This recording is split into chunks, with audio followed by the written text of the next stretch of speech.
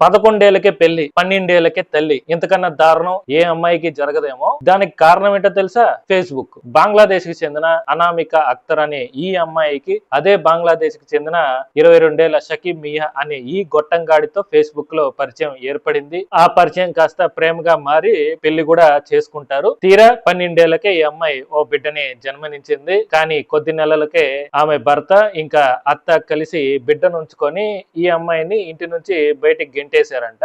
ఎందుకని అడిగితే ఈ అమ్మాయి రోజు టిక్ టాక్ లో వీడియోస్ చేస్తుంటుంది, వద్దని చెప్పినా వినట్లేదు, అందుకే ఇలా చేశామనేసి ఆమె భర్త చెప్పుకొచ్చాడు. అయితే ఆ అమ్మాయి అక్కడితో ఆగకుండా నా బిడ్డ నాకు కావాలి అని చెప్పి ఢాకా కోర్టులో కేసు వేసింది. విచారించిన కోర్టు ఆ బిడ్డని తల్లికి అప్పచెప్పాలనేసి తీర్పిచ్చింది అనమాట. అది కూడా టెంపరీగానే. దీంతో ఢాకా పోలీసులు ఆ బిడ్డని రెస్క్యూ చేసి తల్లికి అప్పచెప్పారు. మామూలుగా ఆ వయసులో అమ్మాయిలు ఏం చేస్తుంటారు? సరదాగా ఆడుకుంటూ చదువుకుంటూ ఏ టెన్షన్స్ లేకుండా జీవించే వయసు అది. అలాంటిది ఈ అమ్మాయికి జరిగిన అన్యాయానికి చిందించాలా, లేదా ఆ వయసులో తన బిడ్డ తనకు కావాలి అని చేసిన పోరాటానికి మెచ్చుకోవాలా? ఇదే ఇండియాలో జరిగి ఉంటే ఏమై ఉంటుంది? కామెంట్ చేయండి.